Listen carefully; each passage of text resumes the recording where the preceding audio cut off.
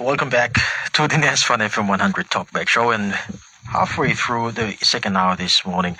As I mentioned earlier on, this hour will be having a panel with us in the studio.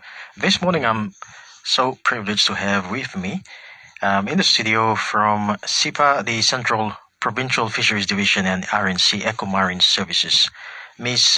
Rita Goiye, the Director of RNC Eco Marine Services, who is also joined by the Marine Ecosystem Branch Manager, Mr. Vagi from the Conservation and Environmental Protection Authority, as well as Mr. Kila, the Central Provincial Fisheries Division. Gentlemen, lady, thank you so much for being with us this morning. Good morning to you all. Good morning. How are we all this morning? Good, thank you. Yes. Okay, good.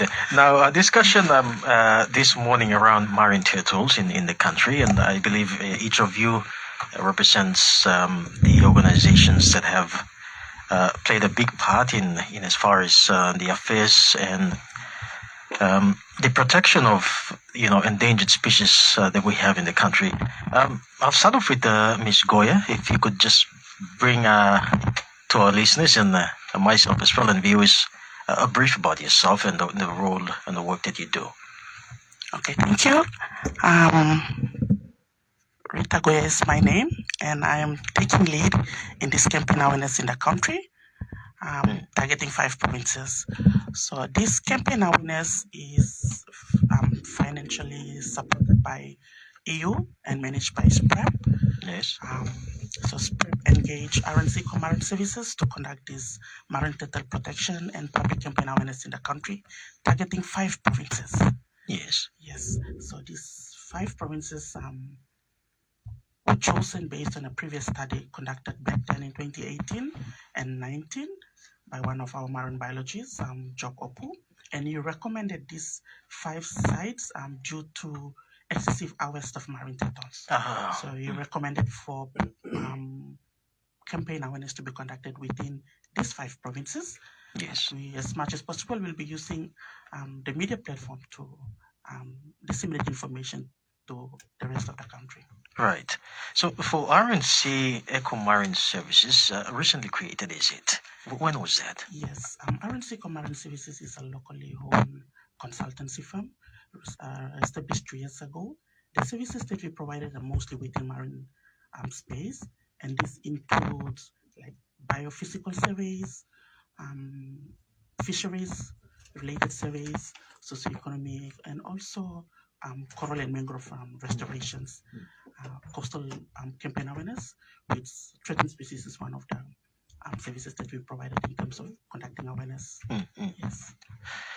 Thank you for that, Rita. Sending my attention to Mr. Ray. For yourself, with the SIPA, PNG Conservation and Environment Protection, your role in SIPA, how long have you been with the organization? Okay, good morning, listeners right throughout Papua New Guinea. My name is Vagi, and I am a fisheries ecologist by background. I started off my career with SIPA. Was back then environment.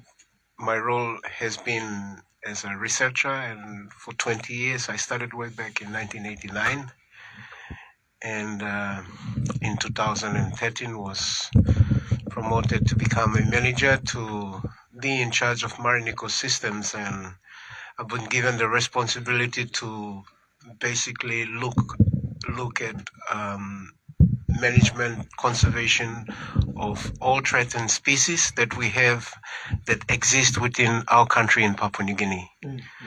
And my job is basically to work with my team, which is my team, to work mainly on creating action plans, management plans, policies, looking at new legislations, and this is basically trying to look at how we can be able to best manage our threatened species. And yes. Of course, our subject is on marine turtles, and on marine turtles alone, I spent almost about 10 years doing research on Kamiali, basically focused on leatherback turtles. All right. And so far, this is how far we have come with, and now we have a new partner in working with Rita, with her consulting firm in terms of creating awareness for the protection of marine turtles throughout the country. Thank you for that, Mr. Vagi. Turning back to Rita, for yourself, have you been working around the marine space for a while before actually, going into the consultancy? I've been working within the marine space for 12 years. I started my career with Coastal Fisheries Development Agency for 7 years, and then government decided to abolish the organization. Yes, and merge it with NFA, but some of us were unlucky. So I was looking for a job, so I joined SIPA, Conservation and Environment Protection Authority, as a short-term contract officer for 3 years. Yes. And then I started my own. Seeing the gap in terms of data collection, so I started this consultancy firm. So mostly it's to do with data collection. So I was within the marine space for quite a while. That's right. So we're in a better position to actually lead this consultancy. Mr. Kila, for yourself, working with the Fisheries Division in Central Province, how long has that been? And had you worked anywhere prior to that? I'm with the Provincial Fisheries for quite some time now. Probably 36 years. Yeah. I'm with the Provincial Fisheries over 30 plus years as a fisheries officer. Currently serving as the project coordinator within the Division of Fisheries. Yes. Thank you for that, Mr. Kilakau. Now, let's start this off. I'll turn to Mr. Vagi. Marine turtles. Why is it important that we, look into the affairs of this marine creature and the significance it has been to the country by far? The importance of it alone, why we should be paying a special attention to it in terms of protection. Thank you, Joshua. The marine turtles that we have within the country show a very significant relationship. Now, with regards to marine turtles in Papua New Guinea, we have 15 maritime provinces, and the 15 maritime provinces have different traditional links with each turtle. From the traditional level, how our coastal communities make use of these marine turtles, they have a certain, link with it, whether it's through taboos or it's through traditional folk stories or it's through fishing techniques, it's through sailing on canoes that you have mastered different arts. So our coastal communities have a lot of, link directly with turtles. Now, when we come into looking at it as a national species, Papua New Guinea has actually recognized the marine turtle as one of our national animals. Of course, you will note, I don't know if five-toya still exists, but in the five-toya, we have a freshwater turtle that is actually shown on the coin. That's right. And the 20-toya has the cassowary, and the 1 kina has the crocodile. Wow. So you will note that already in the early, when the government actually started creating awareness on our endemics, marine turtle was already, that was a freshwater turtle, which is a pig nose, but it will also represent all the marine turtles that we have. So that's the government approach. Now, when it comes to the department's role, or the conservation and the environment protection conservation role, this is now when we look at the marine turtle as an international species that shares boundaries with no passport. So our turtles that actually exist, and basically for the green and the hawksbill and the leatherback turtles, including the flatback, these are turtles that we have shared stock between PNG, Australia, and Solomon Islands. Yes. Now, we have become a member to what we call a convention that is on Convention on Migratory Species. Yes. So we have been a member on that since 2010. So since 2010, we've been a member to that, and our job as SIPA, who is the management authority for turtles, the management and the scientific authority for turtles, we need to conserve what we call the migratory corridors. Uh-huh. And the migratory corridors, then we look at the foraging areas that they actually forage in, where they eat, and then they migrate, and then the nesting beaches which they actually come to nest, whether these are animals that are residents of Papua New Guinea or they are migratory from other countries but have a strong relationship with nesting in Papua New Guinea. Yes, yes. So what SIPA does is basically coordinate all research right throughout the country, and basically working closely with all our NGO partners that have worked in different provinces such as WWF, TNC. We also have WCS working, and then we have PICU Biodiversity Network, which is working out of the Gulf province, which looks at freshwater turtles. Yes. So we have a different network with our community, our NGO partners that actually do work in looking after. So SIPA's got that main role in more or less coordinating and trying to ensure that everyone is actually doing their part in conserving turtles right throughout the country. Right. Thank you for that, Vagi. Rita, okay, now for RNC, one of the local NGO partners that SIPA has worked along with, I'd like you to stress again on the type of partnership that you have with SIPA, the organization, and in what area will you be coming in to assist in this work? Okay, thank you.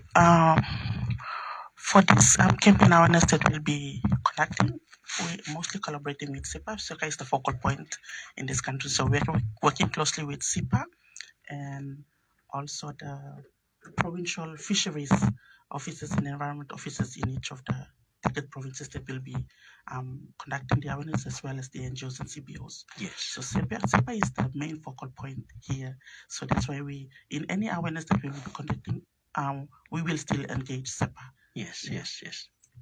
Thank you. Now, the awareness that you'll be conducting, we're very much interested to know around, is it only marine turtles? And what about the marine turtles? Okay, as I've mentioned earlier on, yes, this campaign awareness came about based on the previous surveys that were conducted. So it's mostly the campaign awareness that we'll be conducting in the 5 provinces, and we've identified the target communities in each of the 5 provinces that we'll be working with, also the CBOs and NGOs, and we also develop or design the campaign awareness materials. So the key messages that are on the campaign awareness materials are based on our target audiences. So our target audiences include schools, markets,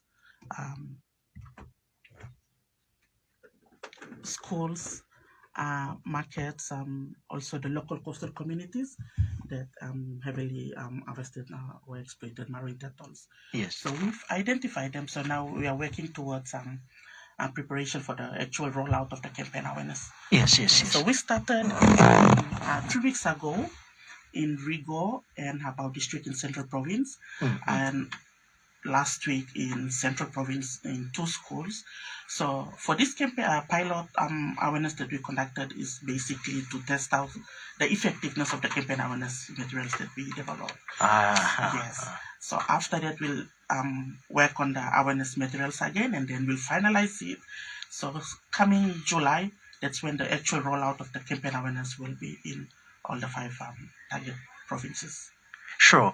One thing I'd like to ask you, so Rita, the 5 provinces that are being targeted in this campaign, what is the reason, or why these 5 provinces? So coastal provinces of the total of 15 maritime provinces, I think Vagi has stated earlier on. Yes. Thank you. Okay. Based on a research that was conducted previously back in 2018 Yes. on marine turtle exploitation in PNG. So based on this research, the findings highlighted these 5 provinces that heavily or excessively harvested turtle for sale. Yes. So they recommended for this public awareness to be conducted within these 5 provinces. Yeah. So most of based on the survey, they highlighted that most of the local fishermen, they went diving, catch more than 30, 40 turtles per dive. Yes. Yeah. Yes. For different usage. One could be for the sale, consumption, and also for traditional obligations. That's right. That's right. Yeah. So at the moment, like from a recent surveys that's been conducted, and we've heard that most of the coastal communities are also harvesting more than 30, 40, or even 50 for traditional obligations. Yes. So this campaign awareness is not stopping them. They can still harvest for consumption, and traditional obligation at least limit to 1 or 2, not more than that. That's right. But we more emphasize on not to sell turtle at public markets or any markets with the intent to sell. Yes. At this point in time, for the sale of turtle, is it prohibited? Is it considered an endangered species in our laws? I mean, I probably ask Vagi to bring this. Yeah, so thank you, Jose. At the moment, we have a total zero tolerance with take of marine turtles. The early legislations that we used, which is the Fauna Protection and Control Act, we allowed turtles to be caught within a conservation area, which is always regarded as a wildlife management area. That all turtles that are caught within you use either a traditional means of transport, and you use the traditional materials to catch them, the equipments that you catch them. Right now, we have a big challenge. It's a shift in time, and it's a shift in technology. Right. So right now we have speedboats that can reach up to 50 or 60 k's an hour, and the reach of a reef that used to be by a sail canoe used to be like 2 hours. You get there in 30 minutes.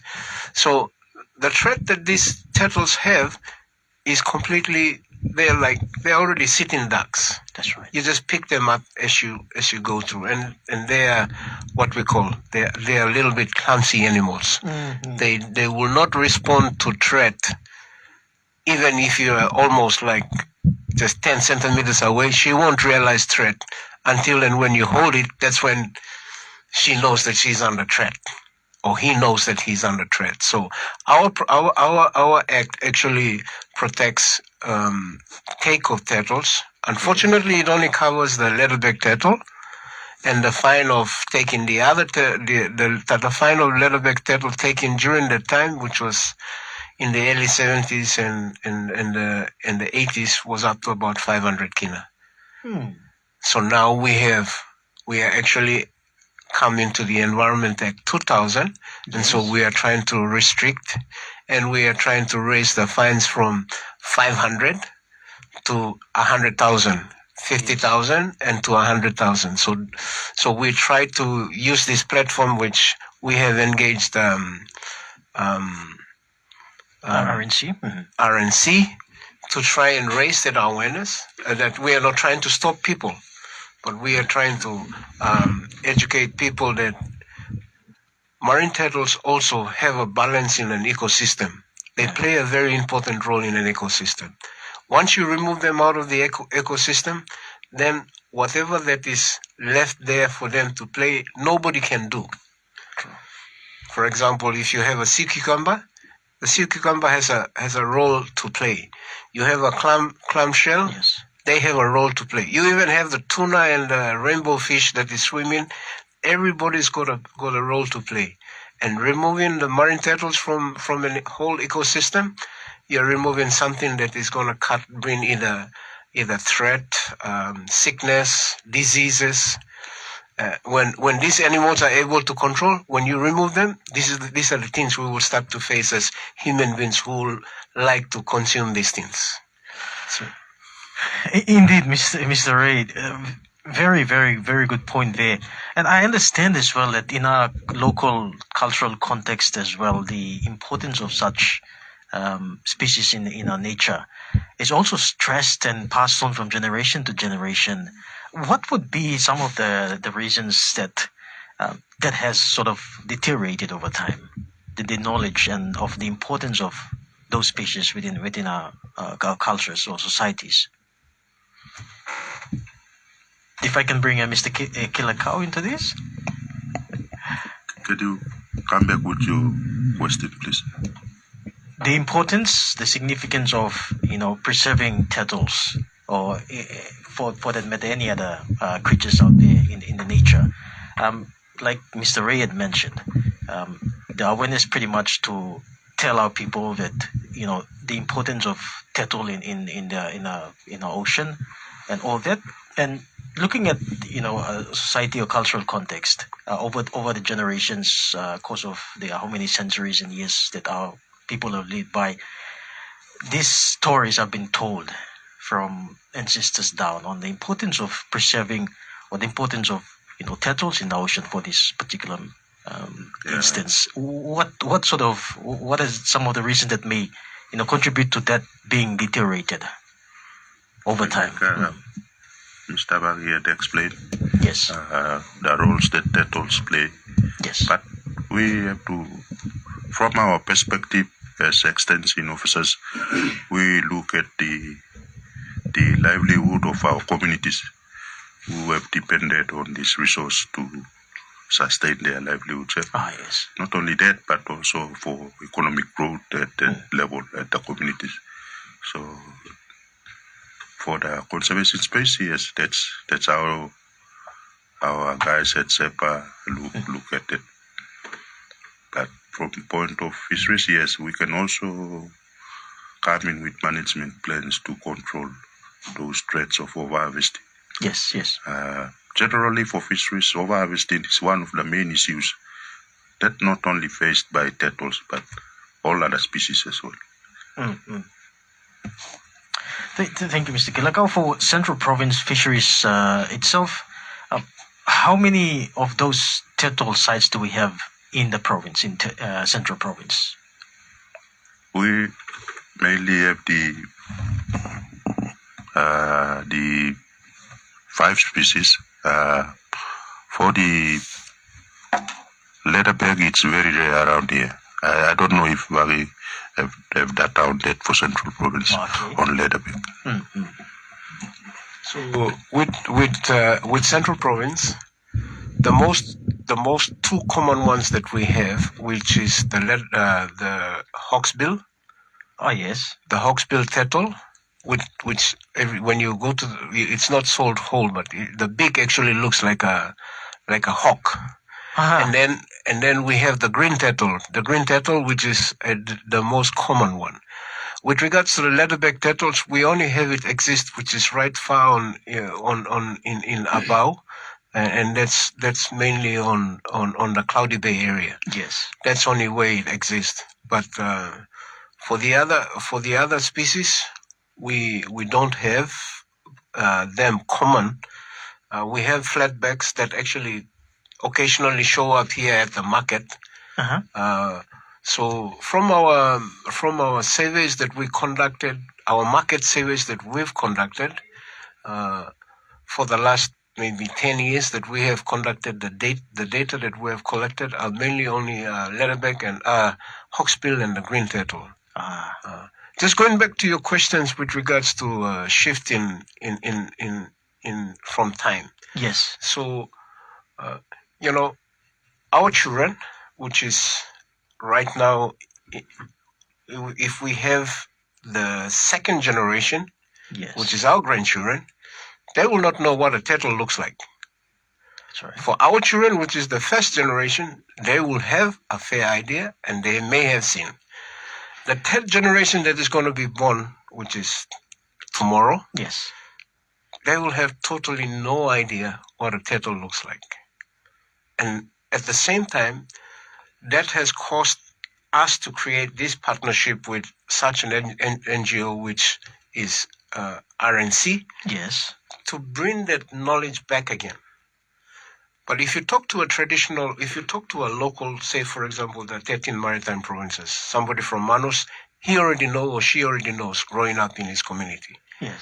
But when they move to major centers like Port Moresby, Lae, Mount Hagen, Goroka, these are places that you will stand to lose the knowledge of, yes, there's a turtle that exists, or there's a folk story, or there's a traditional link. That's right. So I think that's why this partnership is very, very important that we have created, and we'd like to see, this continue on with not just us saying it, but people to take it into their hearts, our coastal communities, so make it their own responsibility to Correct.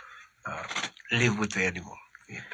Thank you. On that note as well, something I totally forgot to ask you earlier when we started off the conversation.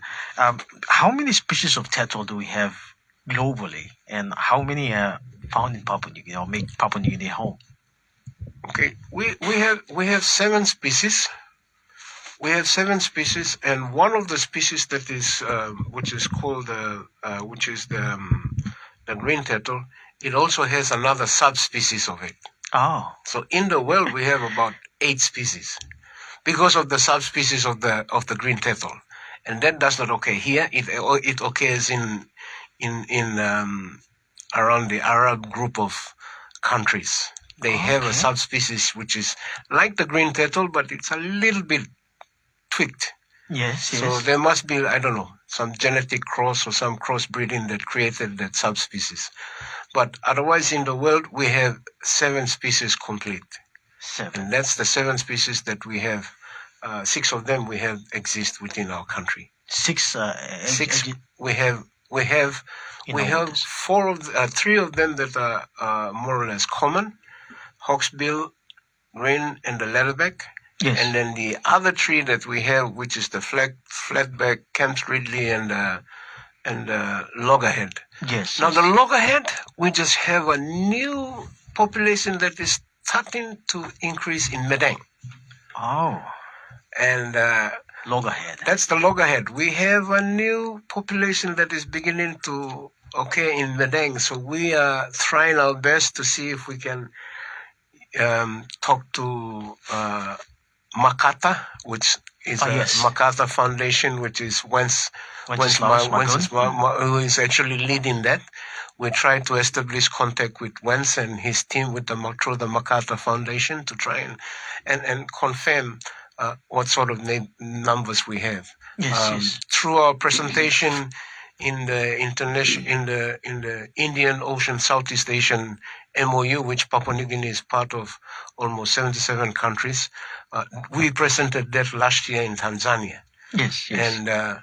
And we confirmed that leatherback loggerheads are on the increase, and Turtle Guru that has done so much research in Papua New Guinea, he said, Vagi, that's not a surprise to me. It's always going to bounce back. Wow. So that's good news for the loggerheads. That's a good news, and in Medang. So thank you so much for those very insightful information, Vagi. When you mentioned that, something has well crossed my mind. We have a good news on loggerhead turtle, multiplying in numbers in Medang, and just as well we have some of the fisheries programs or projects as well that will be coming up in Medang in a very short time, as announced by the government recently. The probability of that affecting the marine population, especially to do with turtles. What is the SEPA's position on this, and what are your thoughts, if you could share as well, Rita, around that?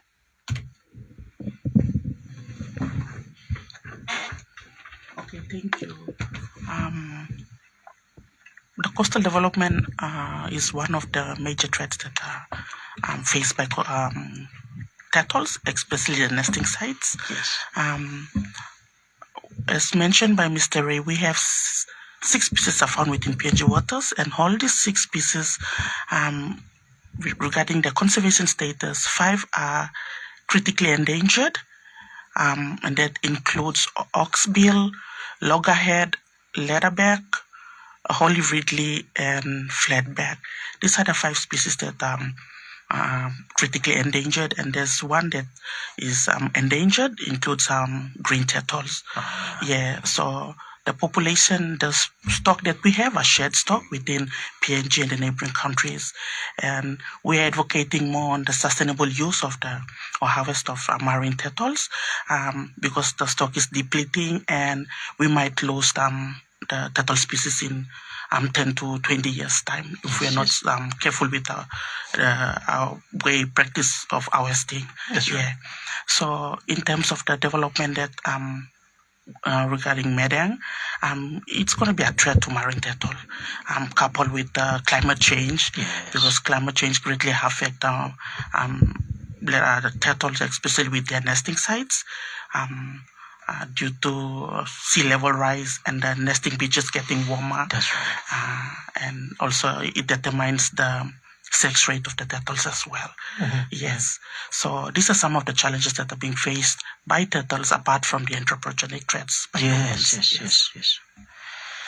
On the Nest Fun FM 100 Talkback Show, I've got a message here this morning, and I'll check this message from our friend Nombri over in Mount Hagen. Nombri saying, just to comment, marine turtles are fascinating creatures that have been around for over 1 million or 100 million years. And there are 7 species of sea turtles, including the green hawksbill, leatherback loggerhead, camp Ridley, olive Ridley, and the flatback turtles. They play a vital role in maintaining marine ecosystems, such as keeping seagrass beds and the coral reefs healthy. Unfortunately, many sea turtle species are endangered due to habitat destruction, pollution, and accidental capture in fishing gear. Conservation efforts are crucial to protecting these ancient mariners. And I believe that is the work that the panel before me advocating on and keen on achieving the outcome of what Nombre has stated here.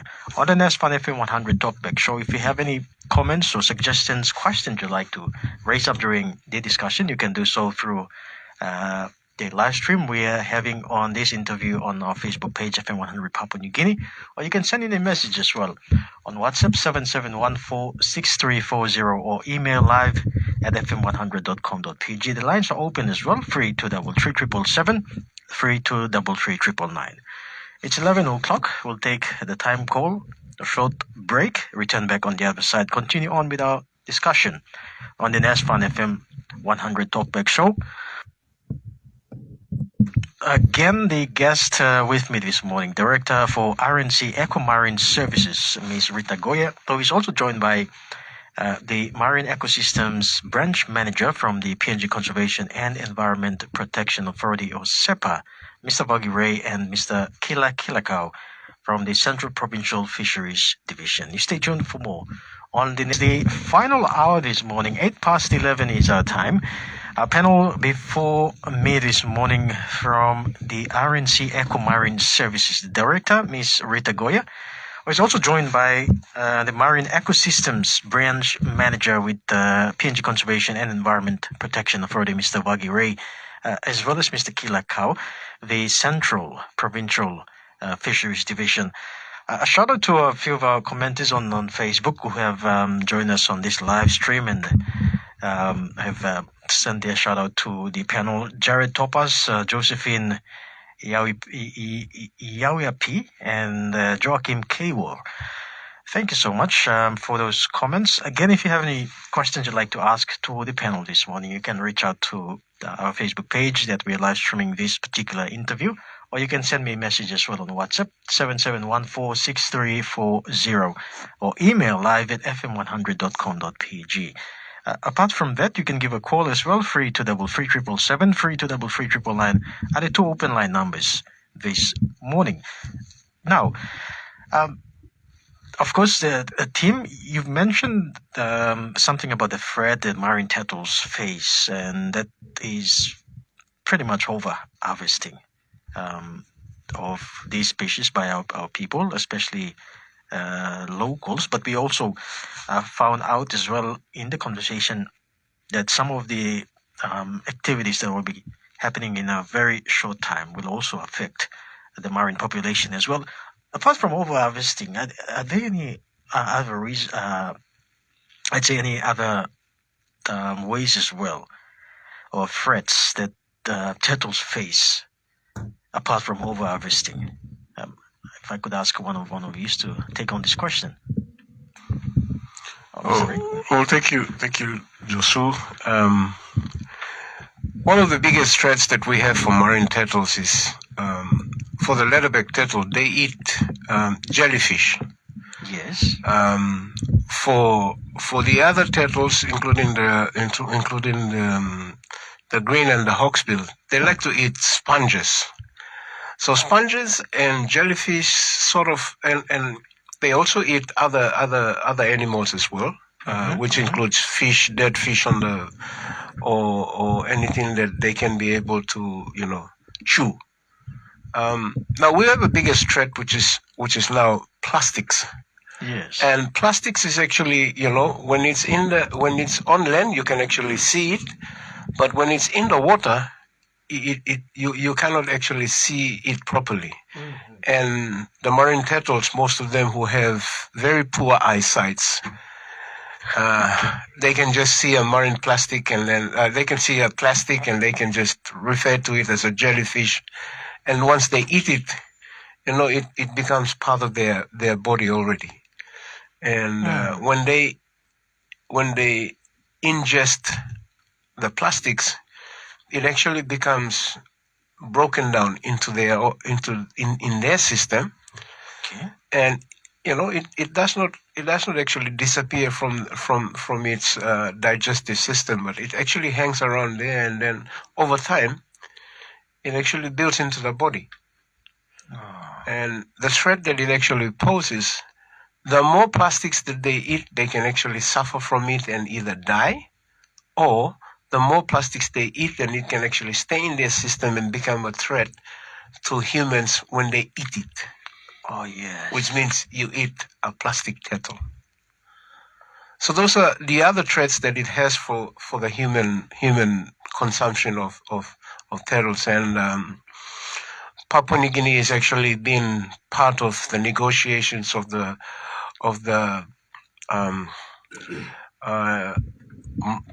plastics that is taking place right now in the world. Mm-hmm. And the focus is on marine ecosystems.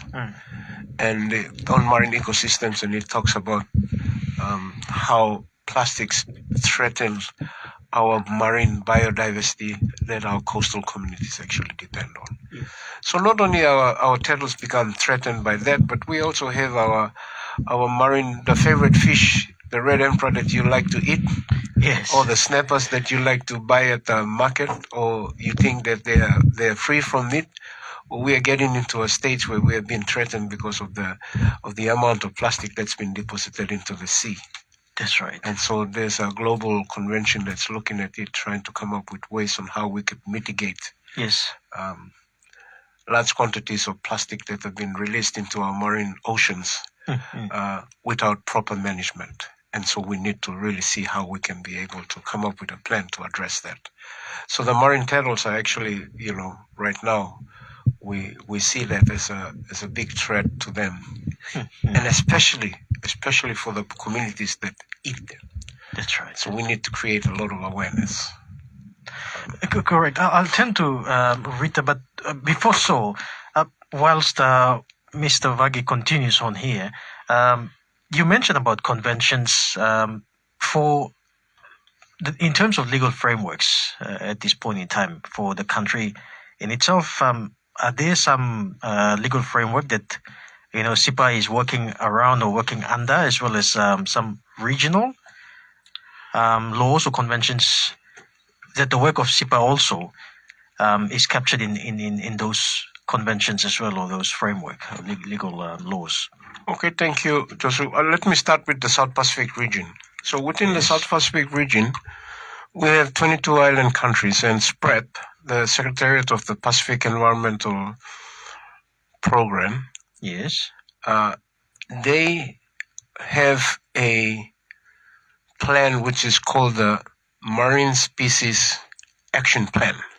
And that's the Marine Species Action Plan is the regional action plan for all Pacific Island countries to use as a template.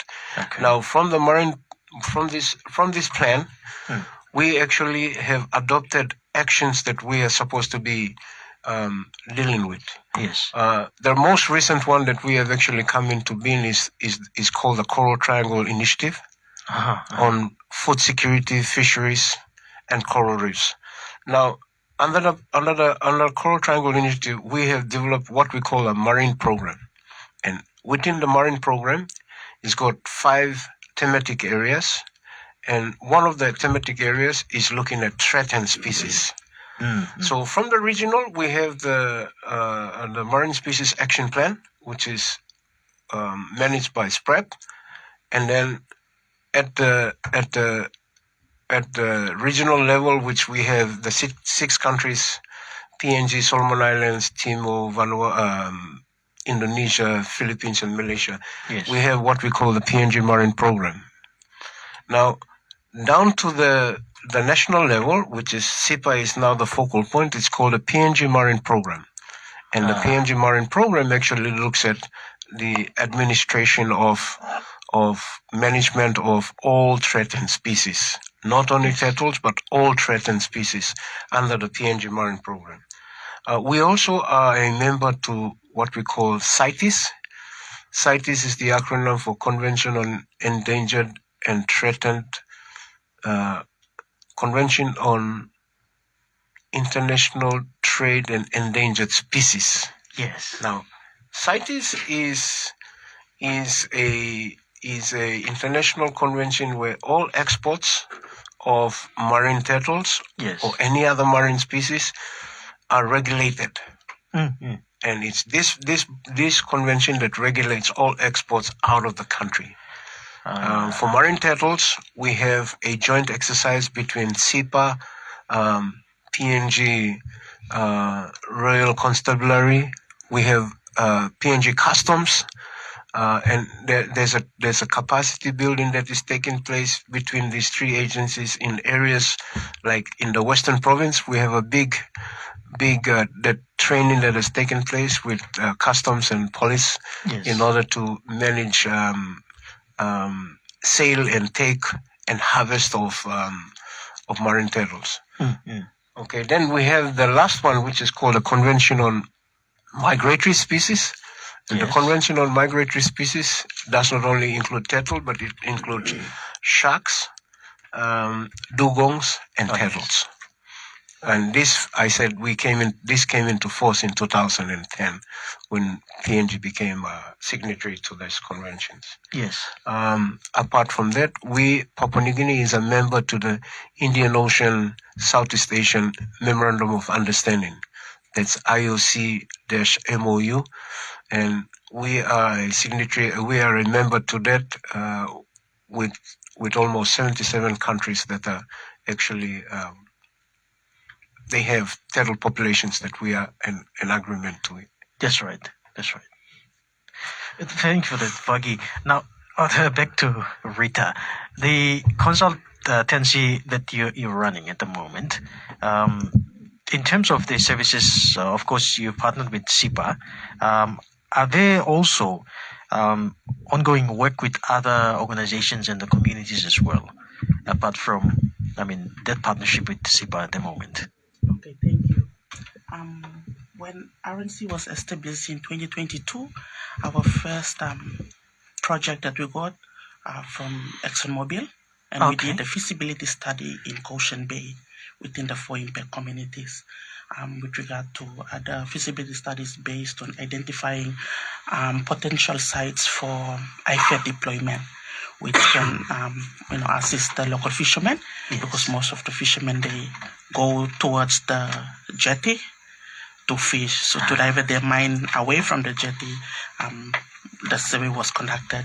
So we provide recommendations to them to the sites for the IFED deployment. That was our first project when we were established. Our second project, we got project from UNDP under the Blue Economy. Yes. So we did a marine ecological assessment within Kimbe Bay. Okay. So based on, we did a baseline ecological assessment that includes fisheries, marine scientific survey that include seagrass, coral, fish, mangrove, including the socioeconomic. We wanted to see the level of dependency of the coastal communities living along the coast with the marine. Yes. So we did that early this year. And then apart from that, we got a contract from SPREP. To conduct this campaign awareness. Okay. Yes. So these are the 3 projects that that were contracted to us. Yes. At the moment, in terms of some of the challenges that you're finding in going about carrying out your work, what would be some notable challenges? Okay. When the project was established, when this consultancy firm was established, I engaged most of the university graduates. So those ones that they graduated and they're looking for a job. So mostly those are graduated from the Bachelor of Science.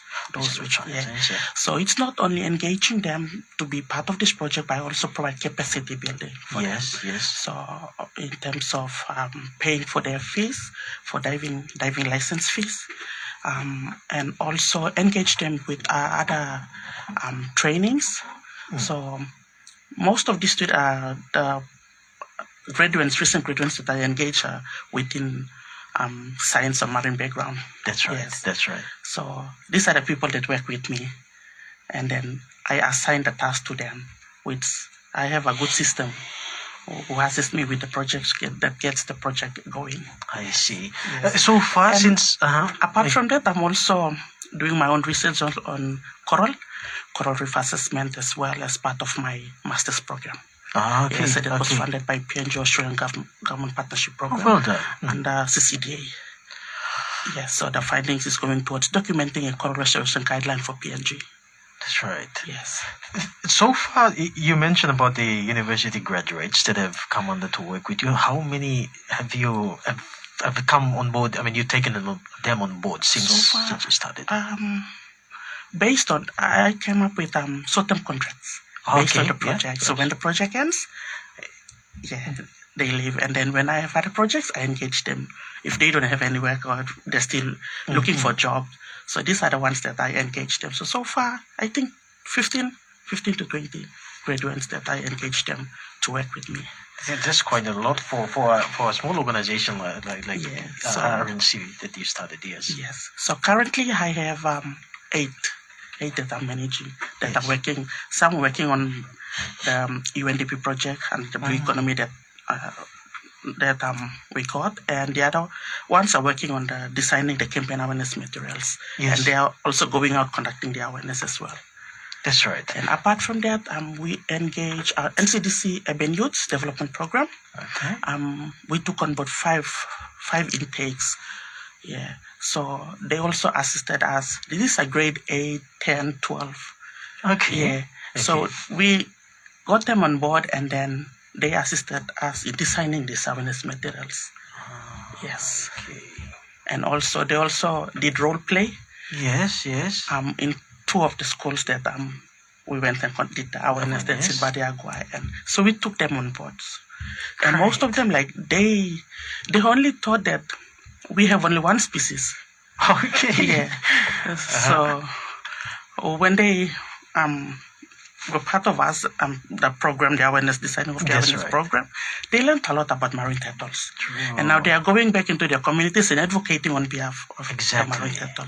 And so they also assisted us in designing the translation of the key messages from English to Tokusin to their local language. I see. Yeah.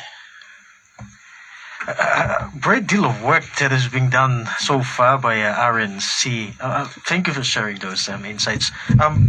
For any Papua New Guinean out there, or community, or any organization as well, who are probably working in that space as well, in order for them to get, attached to or require some of your services, how do they get in touch to do that? Okay, currently, we've developed our website, but we haven't published it out. Put it out yet. On the socials presence? Yeah. You have pages on the social media? And for social media, we don't have any page created or accounts with Facebook or LinkedIn, but we are working on it. Working on it. And hopefully that information will be made very soon when you look forward to have you back on the program sometime when all that is being finalized as well.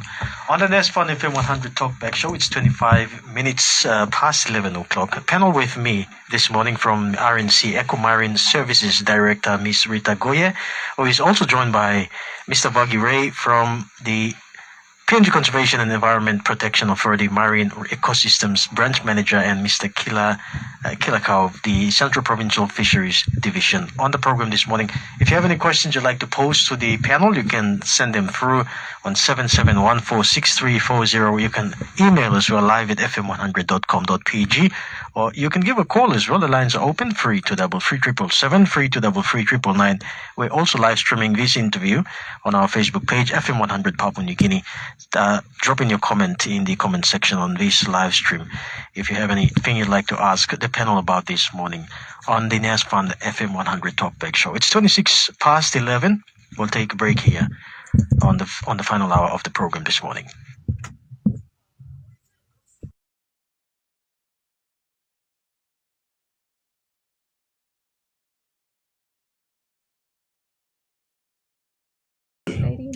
Input matters. Call now on 323-3777 or 323-3999. Welcome back to the NAS Fun FM 100 Talkback Show. Final 20 minutes of the program this morning. The panel before me from the RNC Eco Marine Services Director, Ms. Rita Goiye, who is also joined by PNG Conservation and Environment Protection Authority, or SEPA, Marine Ecosystems Branch Manager, Vagi, and from the Central Provincial Fisheries Division, Mr. Kila this morning. Discussion on the marine resource or marine turtles in the country, the threats that they are faced with at the moment, and some of the legal frameworks as well that are in place protecting these ancient marine creatures. Now, I'll turn again to Mr. Ray this time for the ongoing conservation efforts that SEPA is involved with, and I believe part of it as well involves the role of RNC Eco Marine Services itself.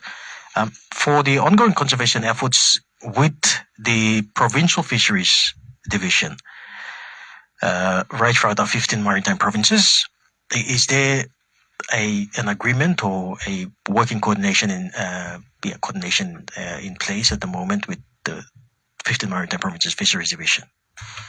Okay, thank you, Jos. Now, with the 15 maritime provinces, we started off with a SEPA is in the phase right now of developing what we call the Marine Turtle National Action Plan. Okay. So the Marine Turtle National Action Plan is a plan that we adopted through the platform of IOCA, which I've mentioned earlier. Yes. So we conducted the first consultation for the southern region beginning of this year, and that consultation was supported through WWF, and we brought in all the provincial fisheries advisors from the southern region to actually discuss on it's called the turtle use, collected the data on the turtle use, and then how we can use the data to actually develop and empower the national plan of action that can be easily implemented in the provinces. So we've conducted that first round of consultation with regards to the NPOA. Now, the second round of consultation that is supposed to be done for Momase and New Guinea Islands was supposed to take place in May. Now, unfortunately, we did not have. We have secured funding from SPREP. We have secured funding from SPREP through the EU project, which is the one that is supporting RNC, and they have given us 25,000 Australian dollars to conduct the second round of. But we need our internal SIPA component to support that, co-fund it, so that we could have our second round of consultation that would include New Guinea Islands and Momase. Yes, yes. And this would be the plan that we would generate, and we would work together with all our coordinators, which is the provincial fisheries officers, that we could actually see how we could better manage use, take, and harvest of marine turtles through the plan of action. Yes. So the plan of action is designed in a way that we have the introductions of the 6 species, the significance of the use of the 6 species, and then the third component is how to manage the six species, either through harvest, size harvest, use of gear, type of equipments that motors that are used to harvest, and what sort of restrictions that we need to impose. That's what SIPA's mandated role through the National Plan of Action is supposed to be addressing. So we hope that probably by the end of June, we could have that second consultation, and we should be able to launch the National Plan of Action for the marine turtles, and that should be available to all the general public. Yes. This would include also as well penalties as well to management regimes, how we could encourage the provincial fisheries advisors to help promote turtle conservation. So thank you for those very insightful information there, Mr. Mr. Kilakau. For the Central Provincial Fisheries Division, are there ongoing efforts that the division under the Central Provincial Government also does carry out in various coastal communities in Central Province? Yes, thank you. Like what Vagi explained, we always part of that program also to contribute our best we can educate our people and also to conserve these turtles. One thing I see, maybe if SEPA can take into account restriction of fishing gears and the time of fishing. In Central Province, we have about 4 methods of harvesting turtle. Okay. The latest one is the pabless hook that our fishermen use. This is more effective and the catch rate against the traditional way of harvesting turtle set a big benchmark. There's a lot of difference. So if we can take into consideration restricting some of these fishing gears, Yes. I think we can contribute to conserve our turtles for Central Province in that space. So for Central Province, the areas where turtle probably population is renowned would be, from your understanding and from what you know, which areas around Central Province, coastal areas, is the turtles prevalent? Can you speak up a bit? From the coastal communities here in Central Province, which areas around the province itself would you find like turtle population that prevalent or that many population of turtle? Especially the coastal areas, yes. Thank you. Target communities for Central Province would be Viriolo in Abau Okay. and Paramana in also Abau. Yes. We have Hula, Alewai, Irupara in Rigo Coast. And for Iri, there's not much activity, but maybe the Fisherman Islanders for LCD, Yes. they are main targets that we want to. As for Kairuku, we have breeding grounds there, but our fishermen are not active in harvesting turtles. It's the poachers that move in from Fisherman Island and maybe Anobada. So we need to track our people here. That's right. Who go down there. Our people at Kairuku are aware of this awareness and they are waiting for the team to go down and conduct the awareness to educate our people down there. Yes. Thank you. Back to Mr. Ray. You mentioned a partnership that involves, I think you mentioned the Royal Papua New Guinea Constabulary as well. In that partnership or a plan that is being worked up on, does that include monitoring and observation as well? The involvement of the Royal Papua New Guinea Constabulary is basically enforcement. It's basically focused on enforcement. But the recent training that was conducted in Daru last year by our CITES team that went down there was focused. They conducted the training with customs and police. And this is basically, they have the extent of conducting their regular jobs, which means they conduct patrols to the border and come back. And so because of that opportunity, we train them so that they can be able to, we build their capacity so they can be able to see if there is an illegal wildlife that is on trade, they could use their powers to try and either confiscate or arrest those facilitating those persons who have been involved in. So within NCD, I think the best approach that we could do is maybe use the current bus stop wardens, which is a very good initiative, and see how we could work out an arrangement with them and see if we could get Governor Powers Paco to agree with our initiative. So these are ongoing, so we should not deflect from what is currently workable. That's right. If other areas that we use that that will involve a lot of manpower, maybe we could come at a later time, but what is currently working, we could work with these kind of initiatives that are currently in place by NCD Governor, so we could be able to promote that. I think other initiatives that we can work throughout the other provinces would be through what is currently existing on the ground that we could roll out. So in this case, for Central Province, RNC is working, so we are riding on RNC to actually make it happen. Yes.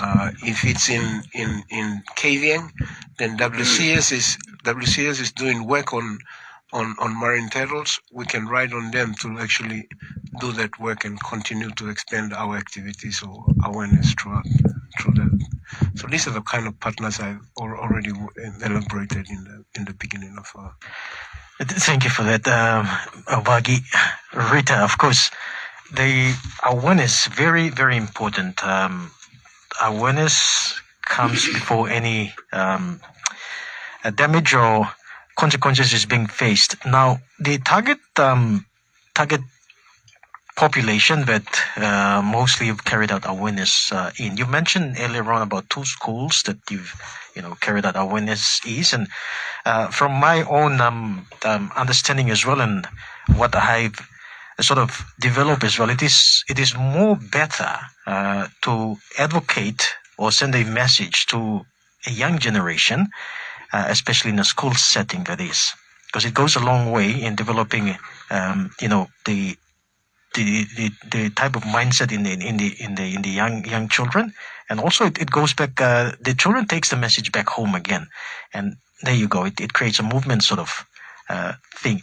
What are some of the targeted, how would I say, population that RNC looks at when conducting awareness?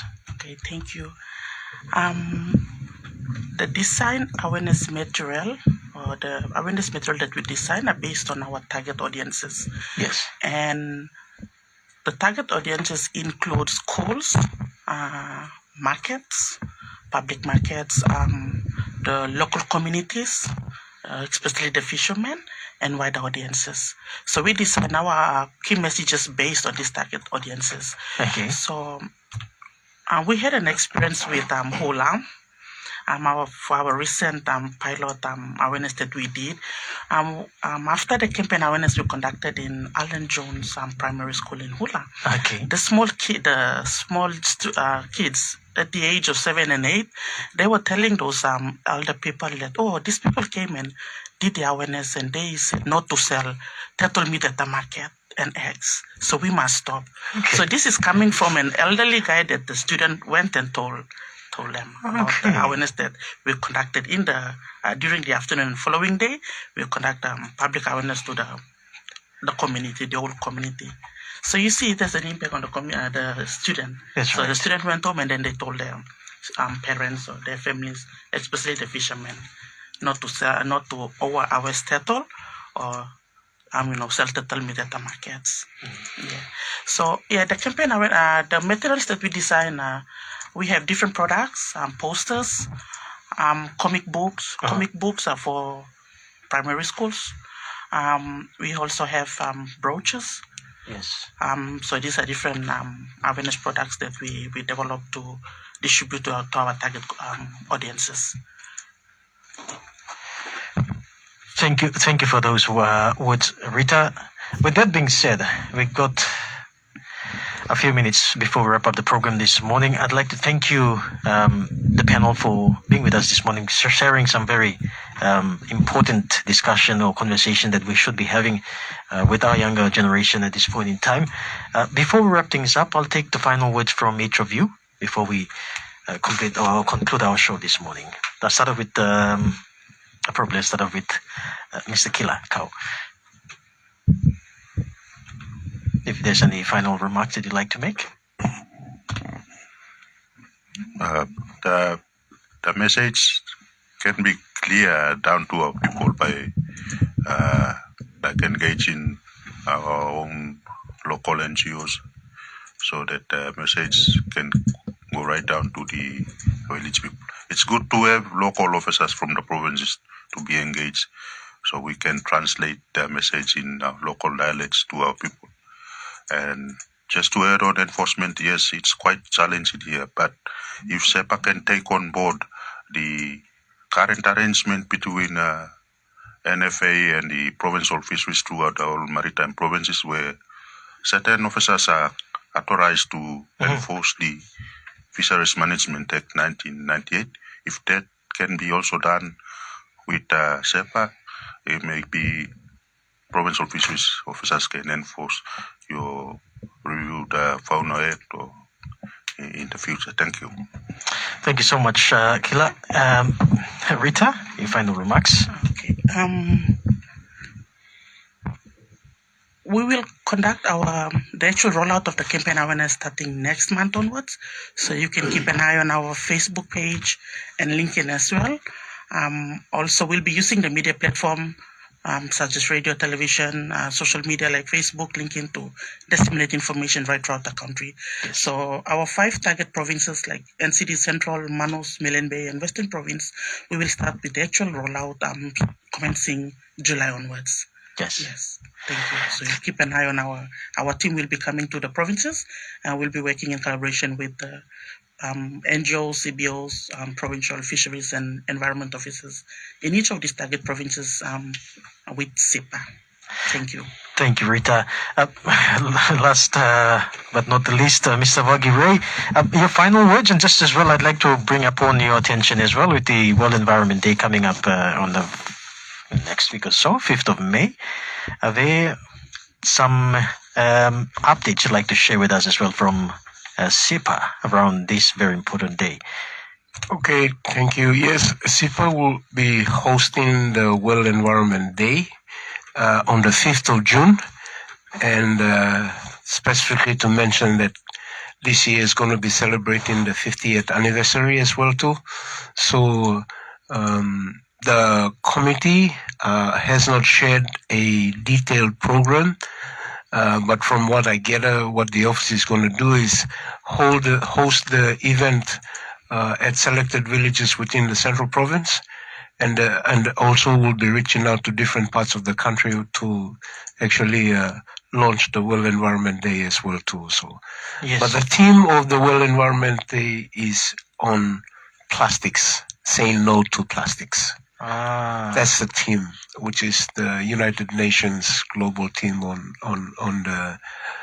the World Environment Day, which is now adopted into our own national theme, which is to say no to plastics yes. and focus all the different speeches and all that should be centered around trying to manage plastics within our environment. Right. Yeah. That's about it. Thank you very much. I think just a last call to all our government agencies like National Maritime Safety Authority, National Fisheries Authority, maybe PNG Ports, and then the 14 maritime provinces, that let's all work together to see how we could come up with good management regimes on trying to conserve our marine turtles right throughout the 15 maritime provinces. Right. Thank you. With that being said, Mr. Ray, thank you so much, along with Ms. Goiye and Ms. Kila. Thank you so much for your time with us this morning on the program. Very insightful information shared with us and our listeners.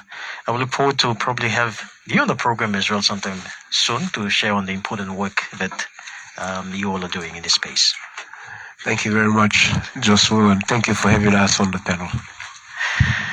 Thank you again. And that's been the NASFAN FM 100 Talkback show for today with our panel from the RNC Eco Marine Services Director, Ms. Rita Goiye, who is also joined by the Marine Ecosystems Branch Manager with PNG Conservation and Environment Protection Authority, Mr. Vagi Ray, and from the Central Provincial Fisheries Division, Mr. Kila. All the way, discussion on the turtle conservation and protection